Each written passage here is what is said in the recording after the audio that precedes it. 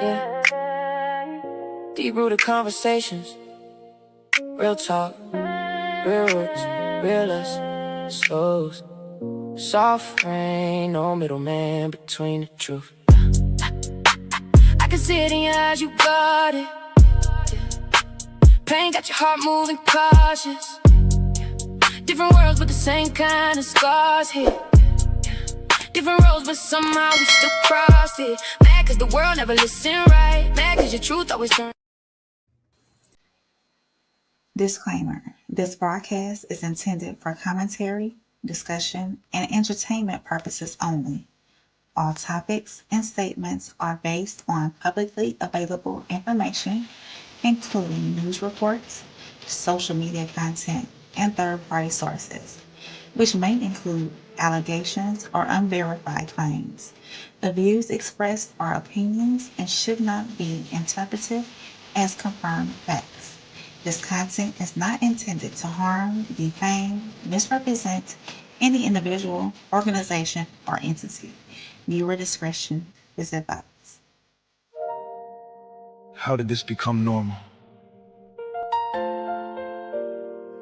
Another name, another picture on the screen, another family standing in front of cameras asking the same question.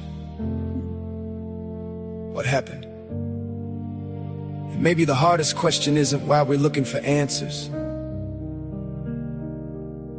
Maybe it's why we have to look for them so often.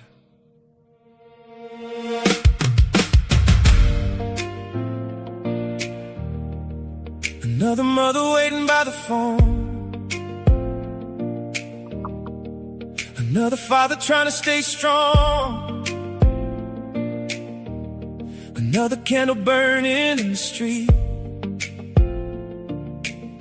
Another pair of shoes with empty feet. We know the language, know the scene. Yellow tape and TV screens. We're investigating, give it time. But another name becomes a headline. Everybody got a theory now.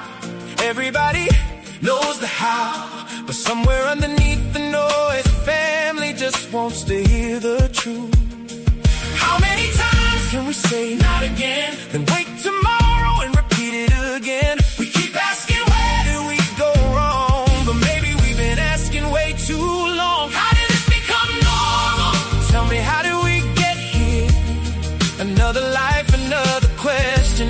Another family drowning in tears. We're searching for answers to things happening every day. If tragedy becomes familiar,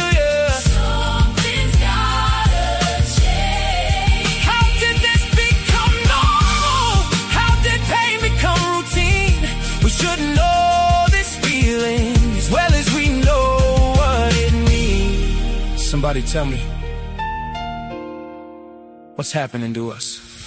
Children learning how to run and hide before they learn what dreams are like. Schools.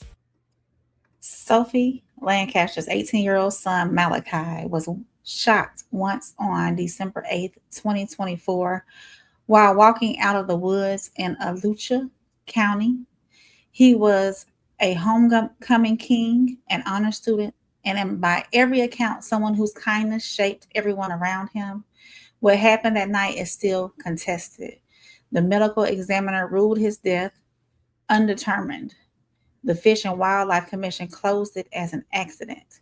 But Sophie Lancaster has spent the last 7 months compiling the official records, the autopsies, the lab report, investigators' notes, and she's found documented contradictions that, by her accounting, were never resolved. She's here to tell us what those documents say. Miss Sophie, we thank you for being here.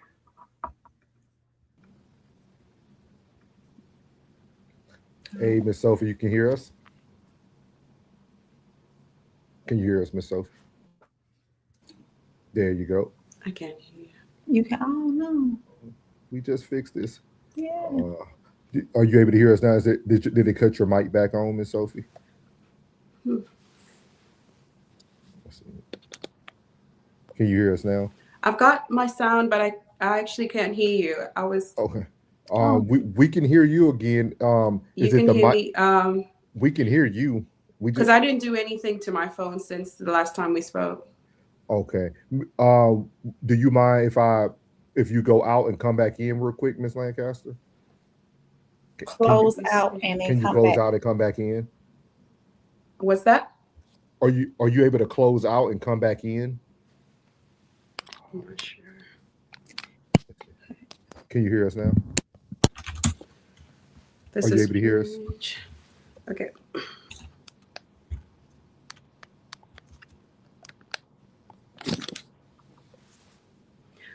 Okay. Can you hear us now? All right. Give us 1 second, y'all. We're Actually, gonna don't know why I cannot hear you. okay. Rain, give me 1 second. I'm gonna kick her out of the studio. I'm gonna have you give her a call, okay? Okay.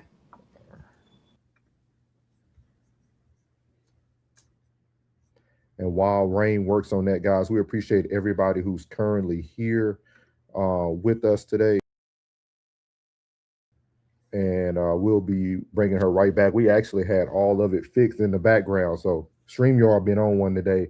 But we're going to get everything going. I'm going to play the rest of that song for you guys. We appreciate everyone who's here, everyone who's joining us.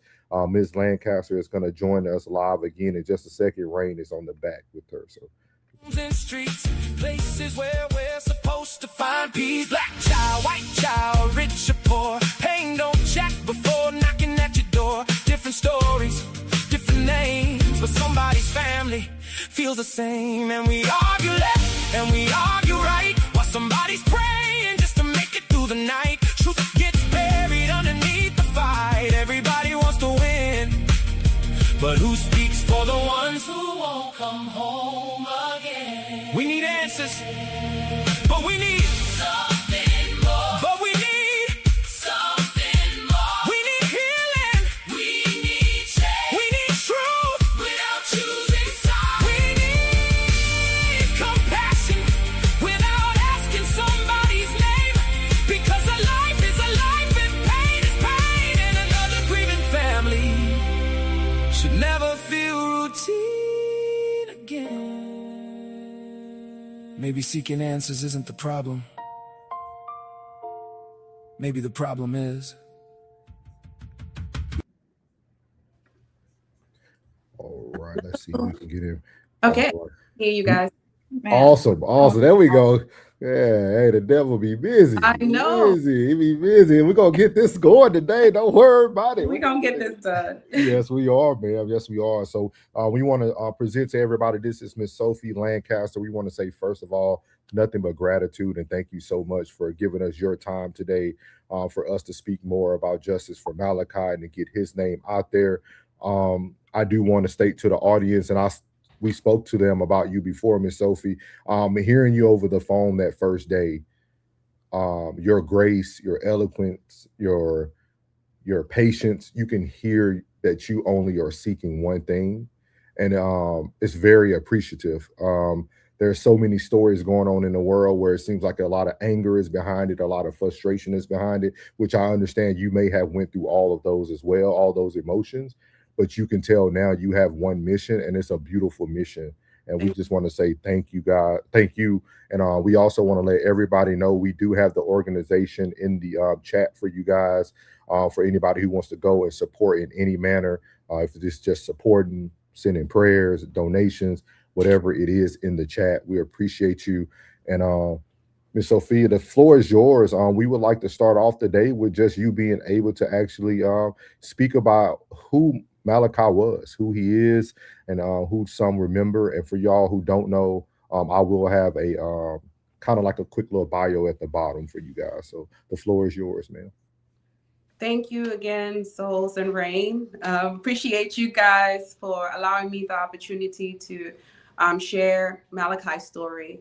And it's definitely been a journey, something that we never thought we would be walking in and through since December the 8th of 2024. And some might say that, wow, that's been a while ago. That's, almost 2 years. We're in 20 months, I believe, right now.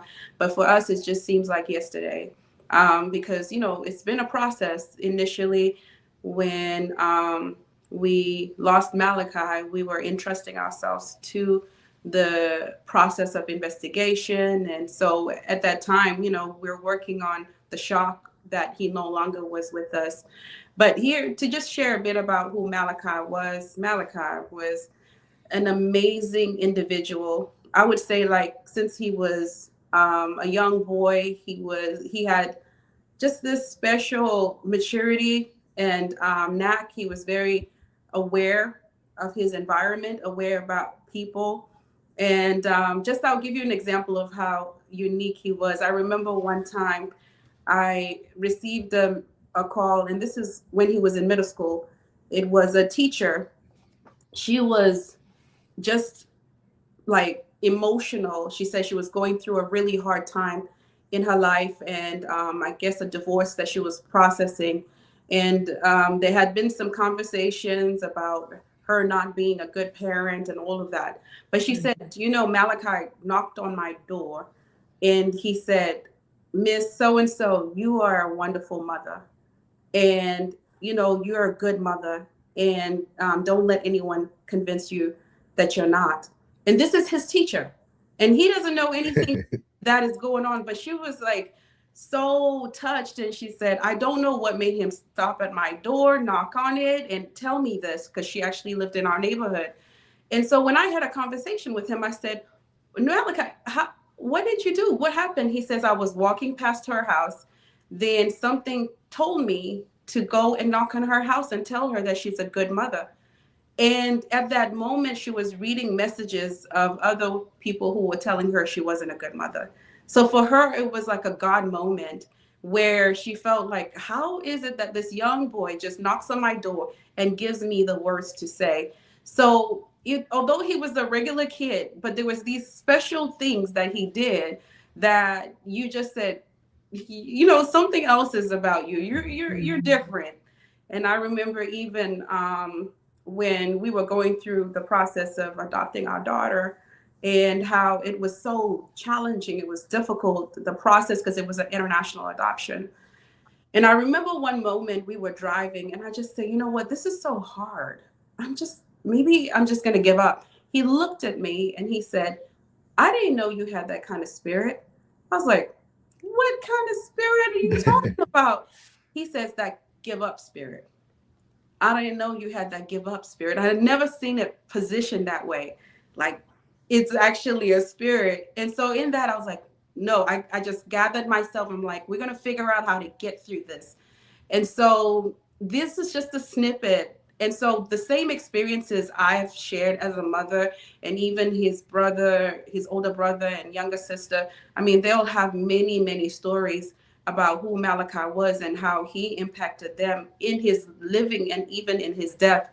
And I can tell you that Malachi to me was more magnified, like as far as we got to understand the extent of his influence, even in his death, when we had perfect strangers come to us and say, Malachi had keys to my house. He was able, when my father passed away, he left a note on my kitchen table telling me, encouraging me, and I still have that note.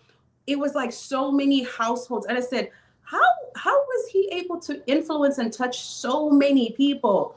When he passed away, our community just showed us so much love.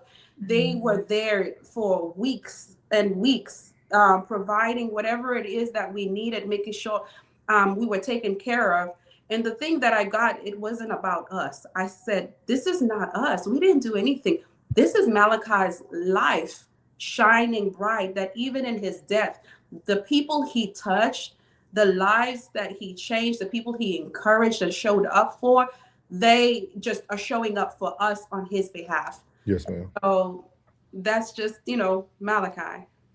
Awesome. Lovely. Love it. And I was reading through the document and seeing that he had a little hustler or a entrepreneur spirit as well. Looks like he was a master of none, but a jack of a lot of trades. Yes.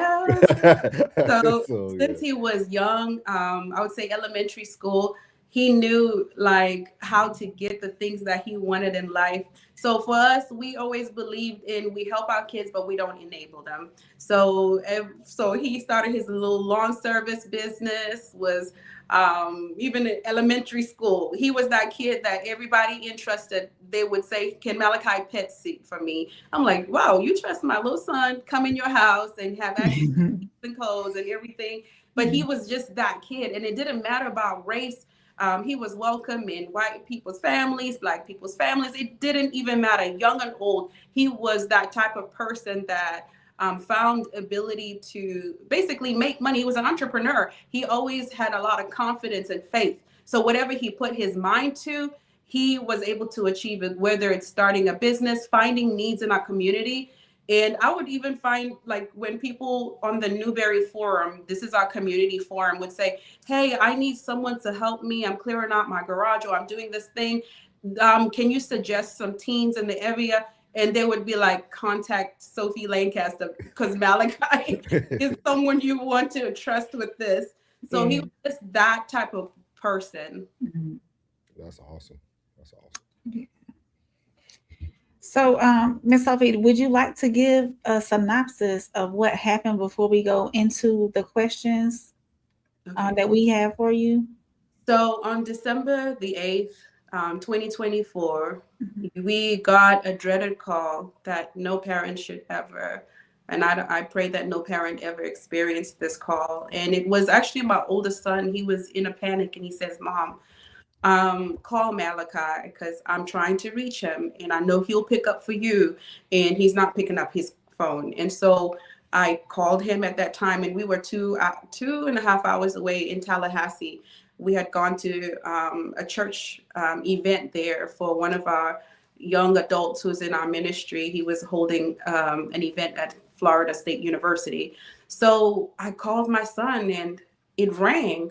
And then I called again and it was turned off.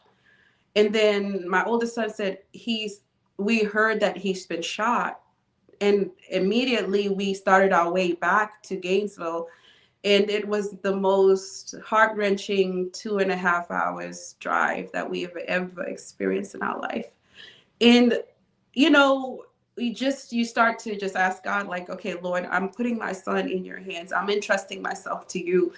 And when we got to the hospital, I can tell you there was hundreds of people there. So many people, young kids, like students from all over Gainesville as well as Newberry. He just was that impactful that it was flooded. So our getting into the hospital, and even law enforcement was there representing and being there for my husband. So my husband had a sense that this was not good.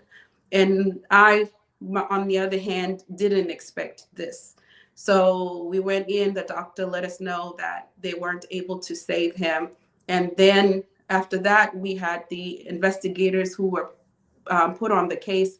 Florida Wildlife investigator Bembry walked into the room, and investigator Detective Weitzel with the Alachua County Sheriff's Office walked in. And at that time, they explained that they believed that the rifle got snagged on a branch, and that's how he suffered that injury that caused his death. And at that time, we obviously don't really ask many questions. Initially, when my oldest son made it to the hospital, they told him that he fell from a tree stand and that the rifle misfired or fired and shot him in the abdomen. So it was different accounts that we heard that night. But obviously, when they walked in and they told us that a twig had pulled the trigger at that time, we're like, crazy things can happen. So here we are. They're going to investigate, and they will come to a conclusion that is supported by forensics. So then we just prepared to lay our son to rest. That's where the effort that we had to go into making sure that we would honor his life and celebrate him at the funeral. And yeah. So, when going back to when you initially got the reports from the medical examiner, they ruled his death undetermined pending investigation, and then they never changed it even after the Florida Fish and Wildlife closed the case as accidental. So walk us through what Dr. Palmer told you like why he wouldn't call it an accident. Okay. So initially, the day after my son's death, my husband, and actually my father-in-law and my husband, they did have a conversation with the medical examiner's office. Initially, it was about Malachi's experience with rifles, and he was, because my husband is military, retired military, as well as he is with the sheriff's department as a deputy, but he's, made the kids very comfortable with rifles and guns. And, personally, I don't like, but he, within his experience, exposed them and was able to kind of show them the mechanisms. And in fact, Malachi and my husband were building one, as a little project. So that was a question the the medical examiner's investigator, she asked my husband if he had any experience, because Florida Wildlife had gone there earlier that morning saying that it was an accident because my son had no experience with, he was new to hunting and no experience. So I'm like, they're already framing a narrative before they even talk to us as a family to say, hey, did your son have any experience with rifles? You already are asserting a conclusion without actually investigating. And so they did say at that time, that day after his passing, that they wanted further investigation because the account given that day, which was the twig pulling, did not align with the autopsy findings. So they wanted Florida Fish and Wildlife, as well as the Alachua County Sheriff's Office, to continue the investigation to come to a conclusion that would be more aligned with the actual autopsy findings. Okay. Go ahead. I had a question. So, Miss Sophie, and what I'm hearing from you is you had a lot of trust in the system initially. 100%. And that's where, how do you feel about that now? Like, do you feel like it still was appropriate, or do you feel like now you would do things totally different, just kind of looking back? What I feel sad. Sorry. Oh no. I feel sad that when I watched like the Nolan case and the energy that came with just him missing, and then it like, not even going through the investigator stage, I said, this is really sad that it has to take all of this effort for people to do their jobs, for like a civil right to be given, that we didn't cry wolf. We didn't know to do it because we were putting our faith in a process, in forensic science, and in people doing their job.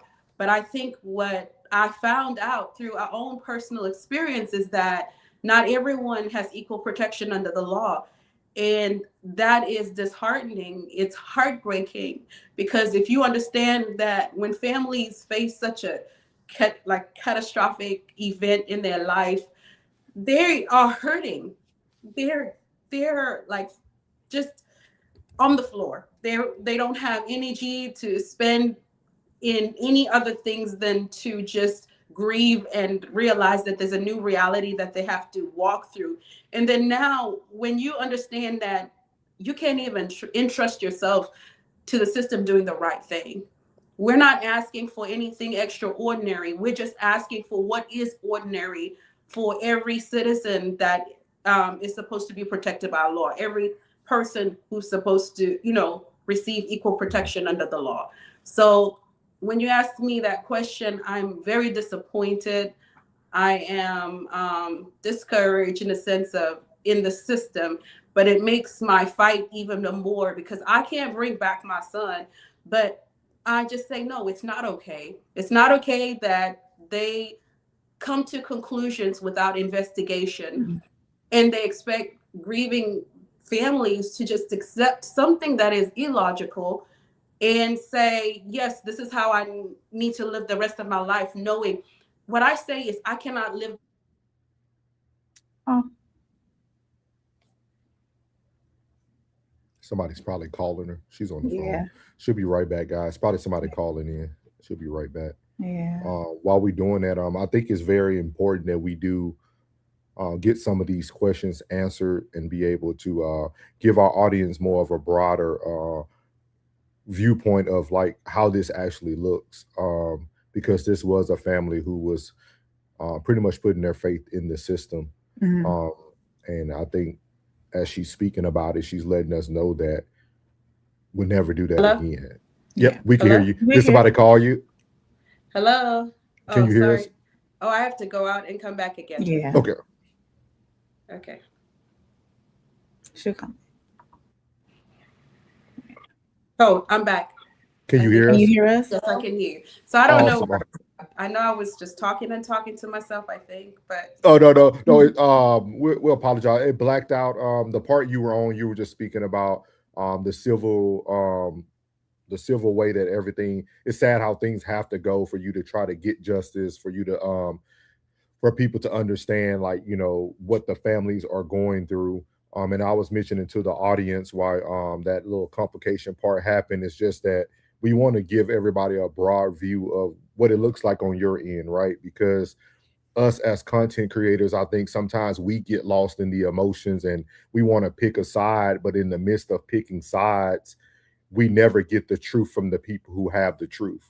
And that's what we really want to do today. We're asking you these questions and discussing, because there's no way for us to move forward with helping you receive closure if everybody doesn't have the full view of the story. So we appreciate you again. I can't say that enough. And we'll be here to support you in any manner of way.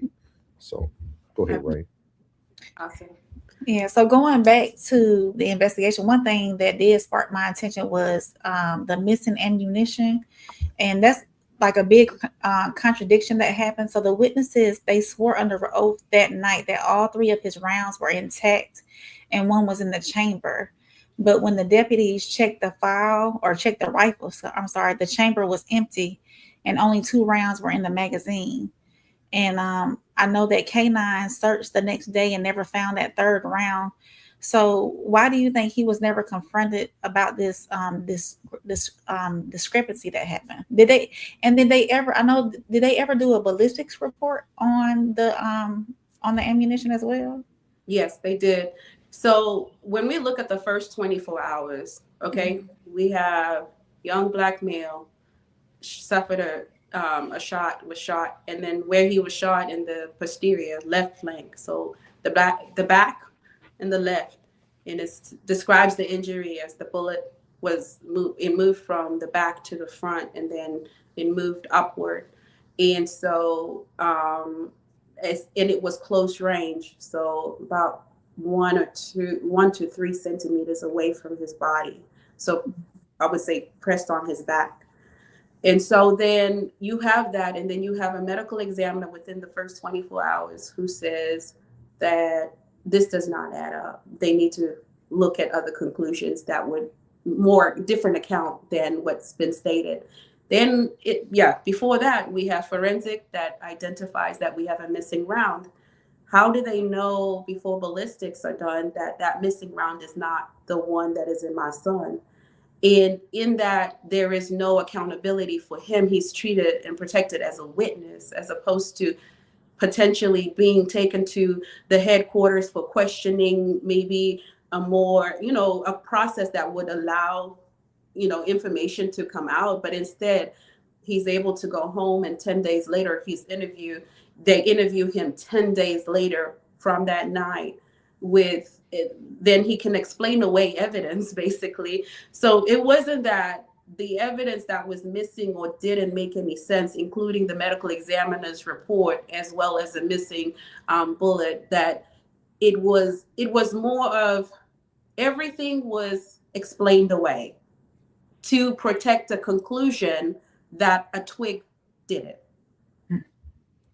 So it didn't matter what the evidence was saying, it was explained away. But it doesn't make any sense though.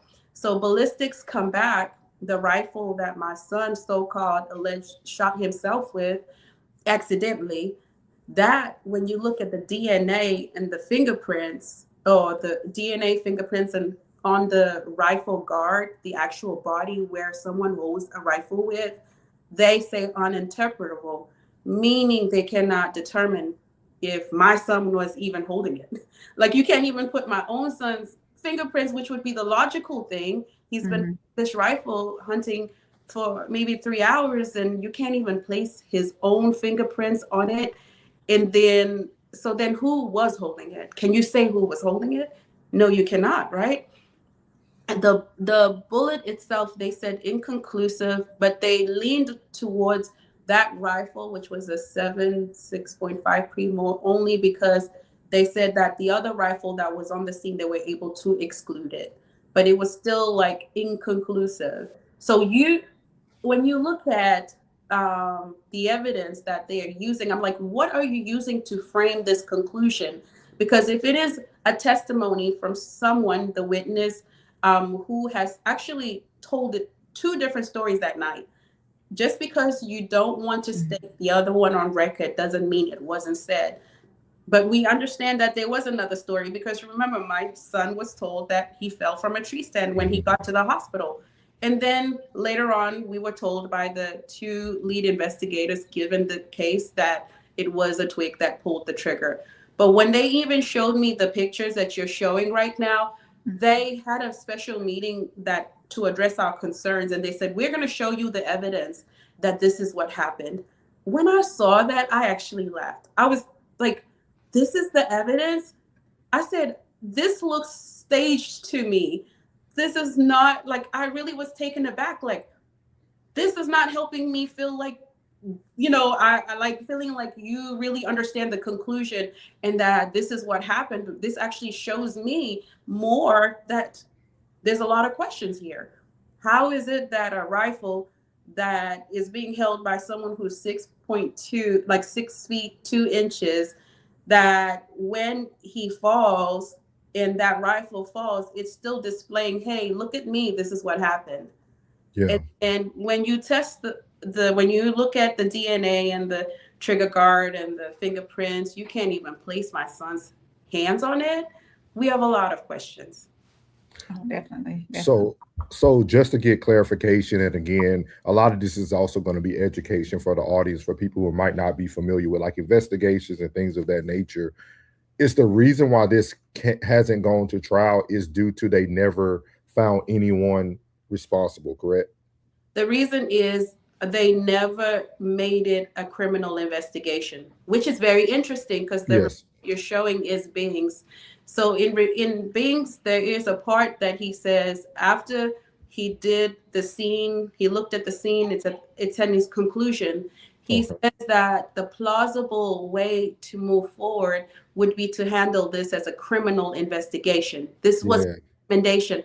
The only investigator from FWC who came on the field said, due to the speculative nature of the incident and the fact that it involves a death, this is not a hunting accident, but it's a hunting incident. And that in order to move forward, the plausible action was to handle it as a criminal investigation. This would mean that the state attorney would be brought in. And so we would then, there would, it's not saying that anyone has done a criminal thing, but it's saying that this should have been handled as a criminal investigation as opposed to being suppressed as an accident. So we never had a referral to a state attorney. It was pretty much an open and shut case as an accident. And we have the initial conclusion here. I don't know if you can see it, right? Can you read it, actually? Yes, I can read it for you.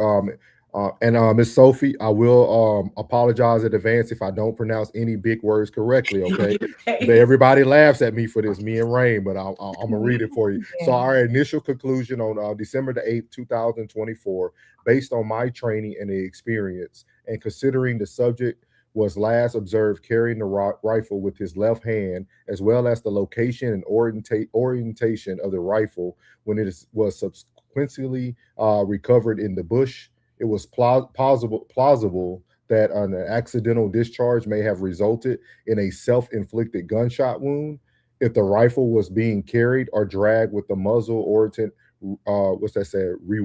Is that a rearwarded, or rearwarded, or reared it, or rearwarded? Like rear towards the rear, Towards the rear. towards the rear, towards the individual, their existence as a significant risk of unintentional discharge. This risk is heightened if the muzzle was pointed towards the descendant's left flank, which it was. While walking alongside dense bush, the rifle became entangled with surrounding vegetation, such as entanglement, may have caused the descendant to lose control of the weapon, potentially resulting in the muzzle shifting rearward Rearward. or Yeah. towards the descendant's body. Furthermore, environmental obstacles such as twigs came into contact with the trigger mechanism. If significant force were applied, particularly since the firearm safety was not engaged, this could result in the trigger being depressed and the weapon discharging unintentionally. There are established best practices for safely carrying a rifle, including use of a sling, which allows for greater control over the weapon and ensures. Let me scroll it up, ensures that the muzzle remains consistently pointed in a safe direction. Failure to employ such methods increases the potential for accidental discharge in an uncontrolled environment. So my question is, Oh. the rifle did not have a sling on it, so he was just hand carrying the rifle. Yes, he didn't have a sling on that, but I wanted you to read. There's the recommendation part. Okay, let me go down for you. I have no I problem. think there's a part in the end where he makes a recommendation. Okay, let me see. Would that be by Dustin Earl? Oh, Or no, was it before that? it would be at the end where he says that his recommendation was to handle it as a criminal investigation. They said the plausible way. It would be in the last paragraphs, I think, of the document. Let's see here.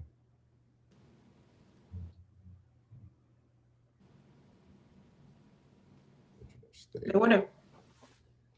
Oh, you don't see it. Okay. So what you read was basically describing all the things for the perfect storm to happen. And he would have to be basically holding a rifle by the. I found it for you, Miss Sophie. Go So ahead. it's right here in the yellow highlight. It says, based on the information stated in my supplement, I inform investigator is that Brimbry, Yeah. Brimbry, that this appears to be a hunting incident. However, given the initial context of the incident and the fatal outcome, treat it as a criminal case was possible course of action. Yeah. So yeah, so it seems like he was telling them, hey, due to everything that we have already received, evidence, everything that we obtained from being on the scene, that the next possible case actions should be to treat this as a criminal case. And that was never done. In fact, that was the recommendation that night. And then at 9 a.m. in the morning, the one who was recommended to handle it as a criminal investigation went and told the medical examiner that my son didn't have any experience with hunting. So he probably shot himself in the back, which is interesting because you haven't even investigated for you to make I said, where did you get that information? Did you talk to me as the fam, like my husband, myself? It sounds like a story has been formulated and they're pretty much framing this investigation based on a story, which my question is, what evidence are you using in framing this story? It's just so disheartening to me that they have everything on the plate in front of them and they're not doing it justice. They're not they should have done even if they didn't find anything in the criminal investigation, at least it was done. Yeah. So it's Uncle Plug said the story is not adding up already, and it's not, because even if he I'm sorry, I'd be at a loss for words, because it's so much that could have been done and that hasn't been done. And so in April, it's been like that for us. It's like when this happened, you can imagine how many times we've at home tried to role play this. Yes. Like, how did Malachi do this to himself? Like, and then the way the bullet moves, remember, it moves from back to front. So it's not just like straight up, like how, so I'm like, how did he do that to himself? And at the end of it, I rested my case in the medical examiner's expertise. Because I said, Sophie, stop trying to, he already said the account given does not align with the autopsy findings. So if I remain there, I understand that the doctor who actually looked at my son's body as in the autopsy established that the account given, the way the investigation was concluded, there is not a 51% chance that it happened that way. So we have not yet, the story of how my son sustained that injury has not yet been told. Yeah, and it takes about 5 to 6 pounds of force and pressure to even pull a trigger. Yeah. And That a would you twig. yeah, I you would mean, almost have to be like sprinting through the woods. Like literally like sprinting. And just to tell your husband as well, thank you for his service. I just recently retired from the Air Force, so yeah, I'm very familiar with weapons. I was in law enforcement as well for about 5 years of my 20-year Yes. enlistment.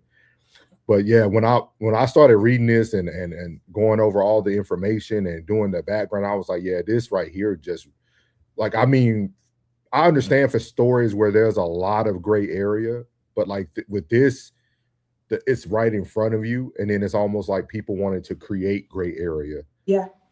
instead of just understanding what happened, even if it was possibly accidental, right? Yeah.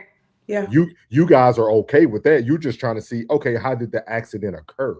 Yeah. We so it's rough. It's rough.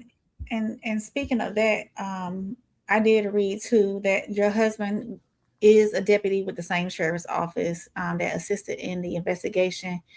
And he did tell the medical examiner the day after Malachi died that he didn't believe that Malachi shot himself the way it was being described. And that same day, approximately 45 minutes later, the lead investigator told the same office it was an accident. So did you ever get like an explanation for that timing, or what went on in those 45 minutes, the reason why it came out so quickly that it was an accident? That's what I'm saying. Within that time, when you still have missing forensic, you're still missing a bullet. And you haven't even you sent the canine, because the canine unit went out at 2 p.m. that day. So I don't think that they were looking to investigate. I think it was just, let's close this, let's wrap it up, Mhm. let's move on with our lives. Did One word that's okay. missing. I'm sorry. One No, word go that's ahead. missing that just keeps like just tapping on my temple right here is logic. There's none None. in this whole scenario. There's no logic from the sheriff's office like investigation side. There's no, like, the logic is missing. Yeah. That's what keeps. Yeah. Yeah, go ahead. So I'm And my sorry. no, and my biggest thing, because I'm looking forward for your next interview too, because I know your husband is going to be a part of that one, Mhm. and I just really want to know, how has this affected his career? Like, how does like did he stay with the sheriff department as well? Yeah, Okay. he loves what he does. My husband has always been protect and serving. He when he was 5 years old, he said he wanted to be a police officer. And when he got out of the Marine Corps, that's what we worked towards, him becoming a police officer. So this is like a lifelong goal for him, or purpose, I would say. It's not even a goal. So he loves what he does, and he does it well. And he shows up for families. He shows up. He's a resource officer at this time, and he shows up for the school. They love him, the administration, to the kids. He impacts lives. And so that makes me upset that the organization that he serves, and that he serves the community, I think, more because, you know what I mean, it's his work that he loves. But then they're supposed to be a family. And I feel like in this, the demonstration was very disheartening. If this was tables turned, I don't think they would have wanted the same treatment they gave him for them if this was their son, you know? So I think that's a place that I'm vocal about. And in me advocating for my family, that I'll speak the truth in love, but I'm not gonna, mix up my words to say that they've done justice by him. They have not in this. And that's the sad part. But he shows up. This is me speaking, no, not him. Yes. He shows up every day, and he serves and he protects. And the teachers, that the school administration where he's at, and the kids, the parents will attest to this. And so he's not going to stop doing what his purpose is. But for me as a wife and loving him and seeing that his organization has not stood by him, I'm really disappointed. Did they let him be involved in any of it, or was it like you have to step away from this? Was he able to even go out to the scene himself? Like how did all that work? Yeah, I can respect the process because he couldn't be involved in the case, and I can understand for the sake of making sure that there is no what is it called, conflict of interest. Interest, yeah. Yes, so no, he was not involved in the investigation or could use his. He never used his badge, his uniform to investigate my son's death, and so pretty much, yeah, that's how it's been for him. He's had to just take a step back. As I mean, but then where do you separate the dad from the deputy? You know, Right. um, He's pretty much had to entrust his colleagues to do have justice for his son, and it's disheartening when it's not being taken fully all the way through as it should. Yeah, yeah. yeah. So, you got anything else? Yes, I do. I want to start off with I have two more questions for you, Miss Sophie, because the first one is what does justice look like for you? Because as we continue to cover a lot of stories, I also heard you speak a little bit about Nolan Wells, which I'll ask a question from that. With that being said, my biggest question I always pose is what does justice look like? Because we see so many of these huge cases where there's parents still grieving, they're still seeking certain things that was promised to them, even though they receive monetary gain. But what does justice look like for the Lancaster family? And what can we do as creators, people who have a voice, who have an audience? What can we do to better serve you? For me, justice is, um, well, for entities, it's doing what's right.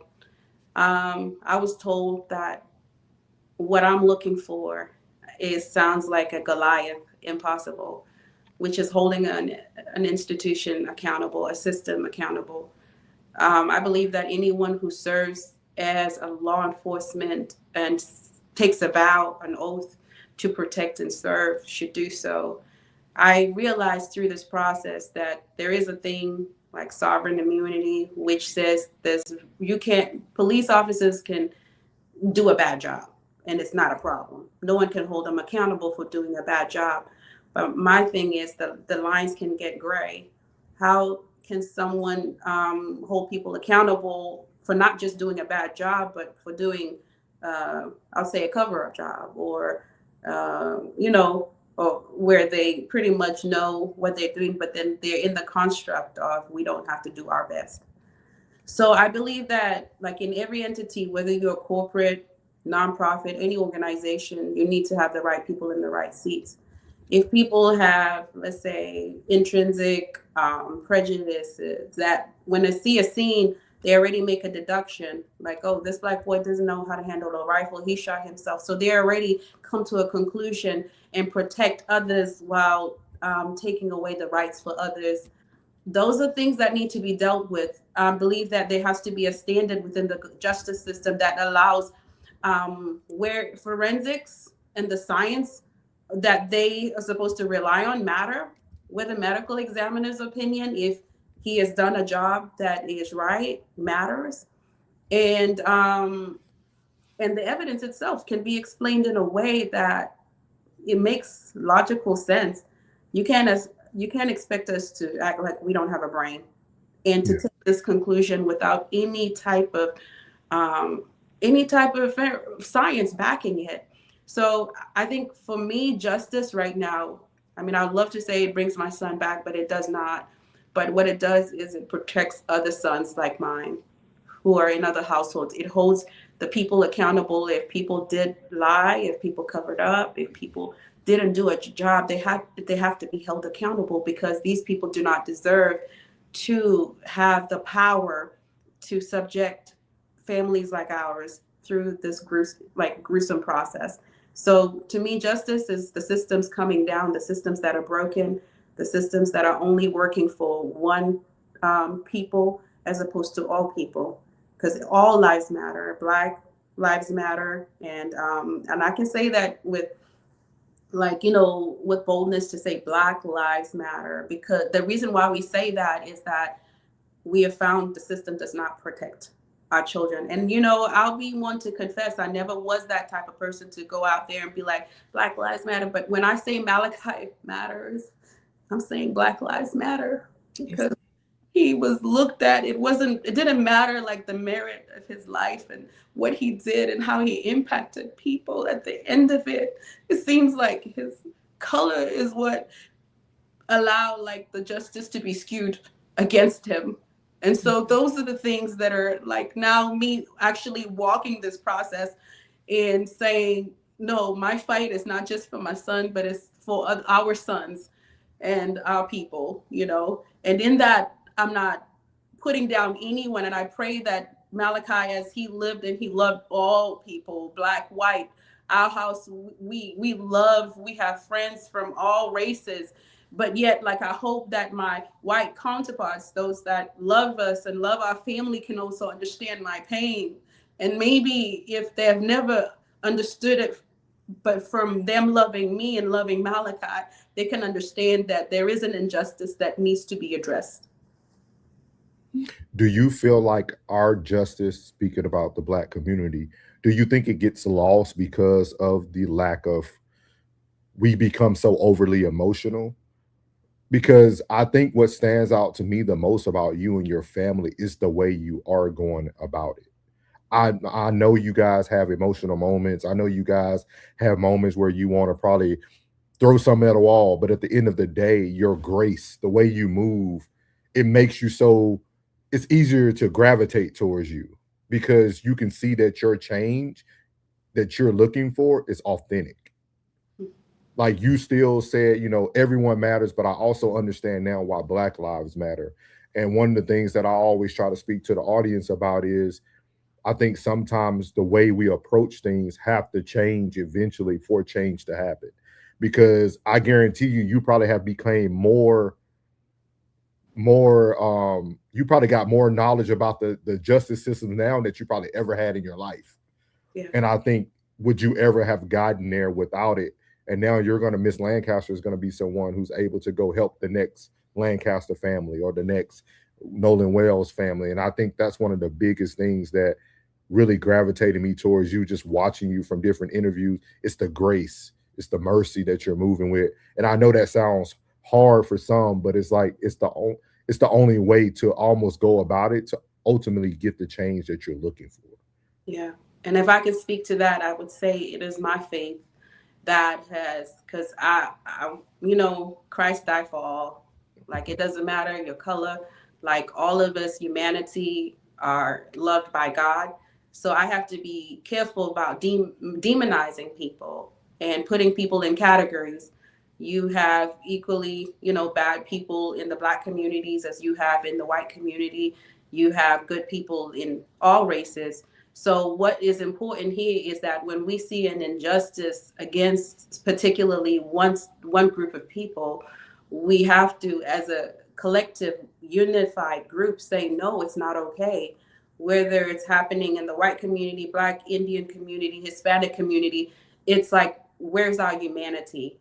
And so when you see that inhumane things are happening within the Black community, I would hope that all hearts that have compassion would unite to say, no, this needs to change, because that's my brother, that's my sister. They might have a different background or, you know, cultural understanding, but yet, like, this is my brother, this is my sister. So I come from that platform, which is making sure that whatever I do, whatever I say, I can stand before the Lord and account for my words and my actions.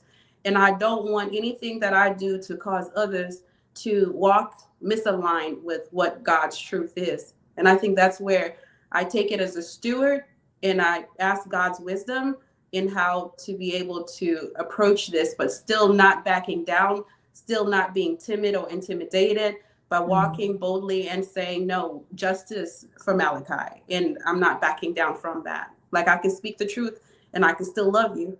I can still forgive you, but I'm not going to allow injustice to be like what I like what I accept for my life. Yes. Mhm. A lovely, lovely answer. Yeah. Lovely answer. And then, did you have anything, Rain, before I move into this last one? We can move on. Move And on. you got anything? No, we good. Okay. And the last question, because you did speak a little bit about it, and you can speak on it as much as you would like. The last thoughts are: what is your thoughts on the Nolan Wells situation? And again, kind of going back, do you feel like the emotional narratives have now made it harder for the families to seek justice or to move forward? You know, having walked through such a loss, I can just, understand the stress or even the pain that the family's going through, especially having to live it through the public eye.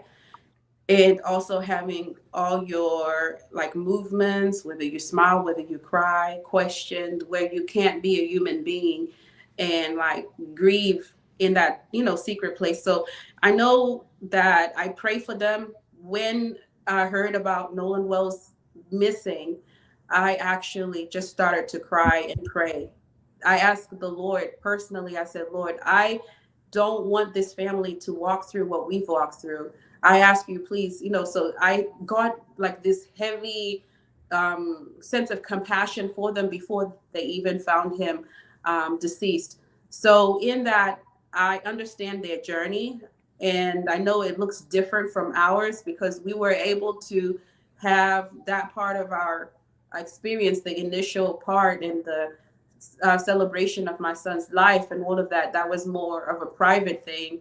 But then it's still a difficult thing to do, especially in public. So what I do is I pray for them, and I hope maybe the way that eyes are on this case, that it allows the truth to come out, and whatever that truth is, that it is told, and that people who do have the power to pretty much those that are in law enforcement that are investigating, that they just follow the evidence. They Yes. follow the evidence and allow the truth to be told, and as opposed to framing a narrative and already coming to a conclusion before an investigation is properly done. So I pray for them, and I ask that, as a community of, people who want to see justice for Nolan, that we continue to pray for them and hold the systems accountable.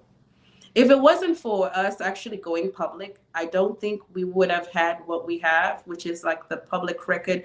When we entrusted ourselves to the process for 6 months. Then I ended up going public. And when I went public, all of a sudden, that's when they chose to close the case. So I Mm. saw the power of like community when people started to reach out to FWC, Alachua County Sheriff's Office, holding them accountable. That's when we actually got records, because before then, they were saying, oh, it's not closed. So we couldn't get 911 calls. We couldn't get even a report. We had nothing. Wow. Mm. So I understand that now we don't have to be subject. We can collectively hold the system accountable. And so that's what I hope, that justice will come for Nolan Wells. Awesome. I love what you said there. And I do want to give you an opportunity to speak about the petition you are doing for justice for Malachi, so that people can also benefit from understanding what this petition will get you if they do reopen the case, and what are some things that you will possibly need. Because I don't know, and I probably am asking this in the incorrect, like, have you reached out to any other like Ben Crump type people, like, or did you say, hey, I'm just going to do it this way and we're going to? Yes, we have. I think from the beginning, people, when we went public, people were like Ben Crump, and so we have not had a response from their team. But as it, where I put my faith, like I said, I put my faith in God, and I know that whoever He's aligned us with to help us will help us, and that this fight, yes, it requires me to engage in courage. It requires our family to say, we need to figure out a way forward. We need experts that we can entrust to. We need people who know what they're talking about, who can look at these reports and this evidence, and ascertain like what really happened. So yes, we have the petition, and the petition, what it is, it's us collectively saying it's not just the Lancaster family who want justice for Malachi. That if it is going to go to government officials or elected members to say this is important, not just to us, but to our community. Our community is hurting. We need healing. And so, and the healing comes no justice, right? No peace. When there's no justice, there's no peace. And that's true, because we were actually out of the country when 4th of July. We were in London, in the United Kingdom, but yet I saw so many people started posting justice for Malachi. This is how it came up. So Awesome. what's happening with Nolan made people like a PTSD, like brought trauma to say we've got another case that has not like given us rest, that was not handled well. And people started posting justice for Malachi, justice for Malachi. It wasn't even initiated by our family, but it was a spark from the community. It was an outrage from the communities to say, we have not forgotten Malachi, and we have not forgotten the injustice that was applied in his case. So I guess, I don't know if I'm answering a question, but I guess that's the thing, is that I want to make sure that as we move forward through this, the petition is our collective voice to say it's not just us. So as many people, I want to encourage you guys to partner up, share the petition, share Malachi's story. I'm believing God is going to move some mountains, and I say Goliath must come down. What I was told, that holding a system accountable is impossible, I'm more challenged to say, okay, God, I'm not going to take that as an answer. I believe that if something is wrong, it needs to be fixed. Definitely agree. Definitely agree. Thank you for explaining that too, because I just wanted everyone to understand what the petition would allow for the reopening of Malachi's case. I pray the same thing that happens. We'll continue to keep this up on our live feeds when we have it. We'll continue to show Malachi's flyer as well that we created. As long as that's okay with you, Yes. we'll keep it going for sure. But again, even in the chat, Supermax said your grace is amazing. Like it's something that's just so like I don't like it's just something about it, like, and it's just it baffles me that someone who can be so patient with a system, someone who not only was patient but then took her patience into, hey, let me put my own work behind it, let me go into, like they say the harvest is plentiful but the laborers are few. Yeah. That's literally what you see in the justice system, right? Yeah. It's a fight that you have to be willing to take on every day that you wake up. And I want to say thank you for doing that. Thank you for bringing Malachi into our vision. Like we never, because we didn't hear about it until I don't know if you know her, but I want to give her a shout out. She actually sent us the email speaking about Malachi. Her name was Miss Natasha.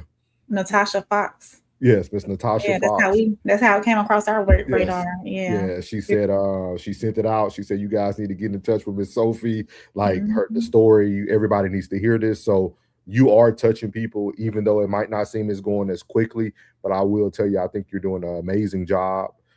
It's great to see amazing mothers and fathers because it's so unique, because we always talk about the nuclear family, right? Yeah. And you guys are a perfect example of the nuclear family. And we have to continue to move these things forward to get justice. And I appreciate you even being able to identify what justice looks like for you and your family. So, yeah. Well, I appreciate it. Thank you so much. Absolutely. So I do want to ask though, you've been diligent in everything that you're doing, all the research you've done behind the case, especially with the medical examiner and everything that went on.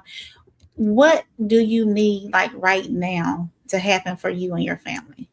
Well, I know that we have approached a lot of different experts, because a scene reconstruction was never done, as well as we have a pathologist, we thank God. So we're looking for a review of the medical examiner's report.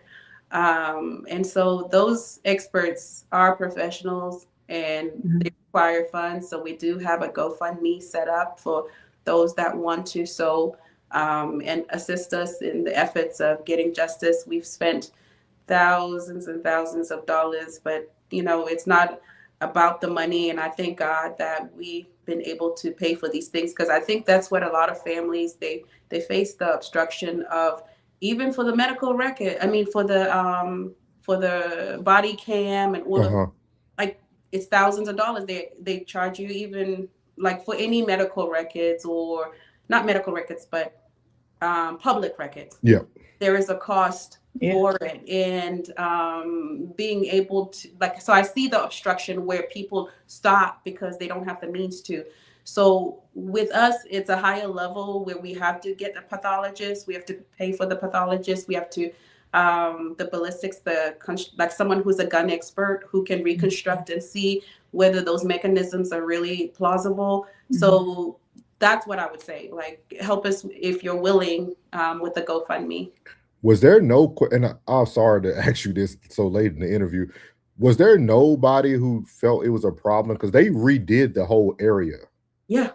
Like they took down all the shrubbery, they took that, like it didn't even look the same no more. So like it's almost like you can't even start back initially at the crime scene. Like you would literally have to go fully documented to documents to provide justice. Like did no one I don't want to ask questions that could like mess up anything, because I don't know if, like, do you know of the family? This is a good question, because I asked this question to the lead investigator within, I think, a month and a half after Malachi's death, because this was done, the clearing of the scene was done within the month of his death, when we're still waiting for, remember, we didn't get a report or any kind of information to even know that we need to find our own experts until 6 months later in July. So here, when I posed that question, I said, are we able to have our own scene reconstruction experts go onto the land and recreate this twig thing? And they said, yeah, you can. And I said to them, because they didn't know, I said, well, how can we if the scene has been altered and now it's a rock landscaping? And they said, they shrugged their shoulders and say, well, it's their property, it's private property, they can do whatever they want. That's how our question with the lead when we posed it to the lead investigator, his lieutenant or his supervisor responded with, well, it's private property, they can do whatever they want to do. Even though it's private property, it's still, well, I would still deem it as a crime scene. It was still under investigation. The case was not closed. This is within a month and a half from this. They should have not been, even though that private property, to me, they should not have not been able to alter it in any way. Exactly. But then I think the most saddening part is his response. It's like, well, they can do, like, kind of like, sorry for you. Yeah.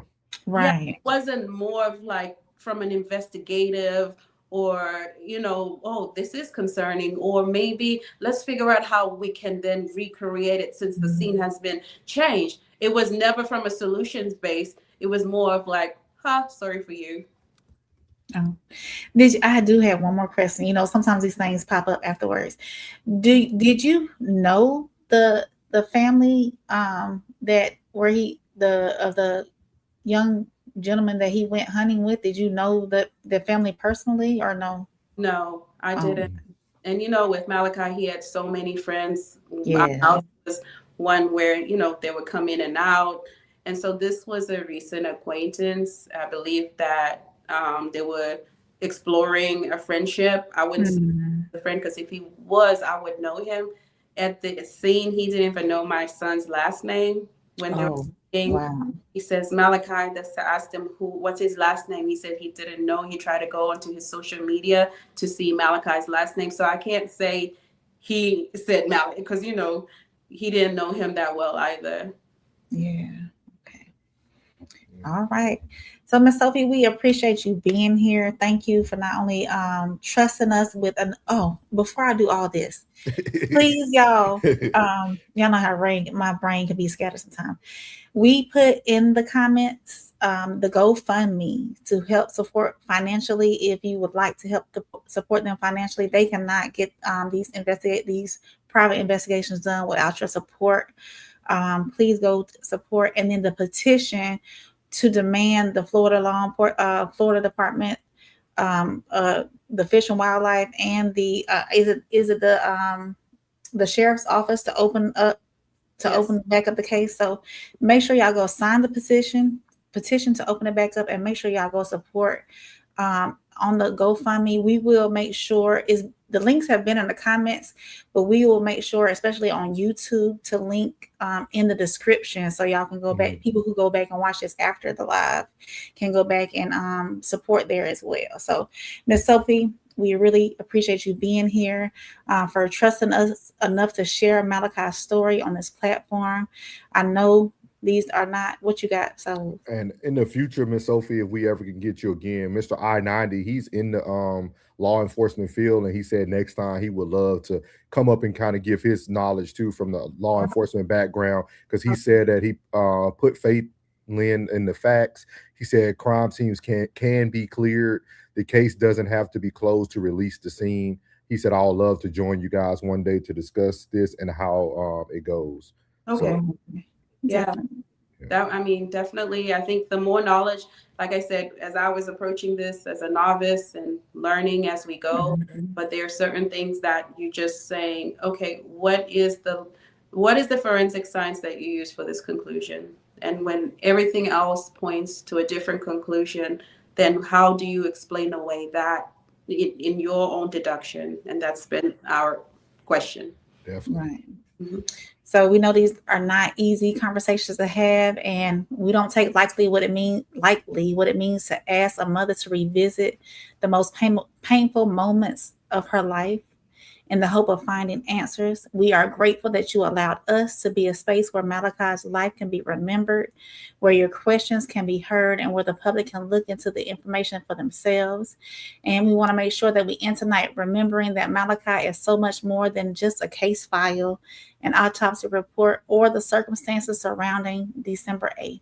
He was your son. He was loved. He had a future, and his life mattered. And whatever comes next, our hope is that your family gets the clarity, transparency, and the answers you've been asking for. Thank you for allowing us to be a small part of helping you seek those answers, and for trusting us with Malachi's story. Thank you. Thank you so much, Rain. Thank you. I appreciate you guys for this opportunity and this platform that you guys have built to just give a voice to the voiceless. And that's the power of unity, that we can be able to share our stories and have others join in on the cause. So thank you so much.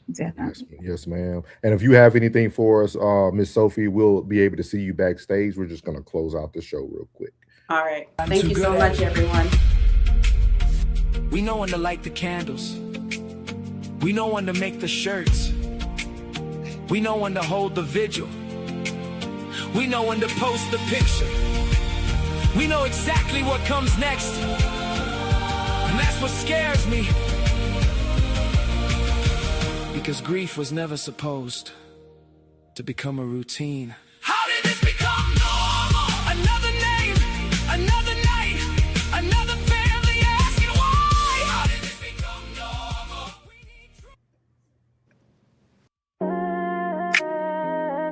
Yeah. Deep-rooted conversations. Real talk. Real roots. Real us. Souls. Soft rain. No middleman between the truth. I can see it in your eyes, you got it. Pain got your heart moving cautious. Different worlds but the same kind of scars here. Different roads but somehow we still crossed it. Mad cause the world never listened right. Mad cause your truth always turned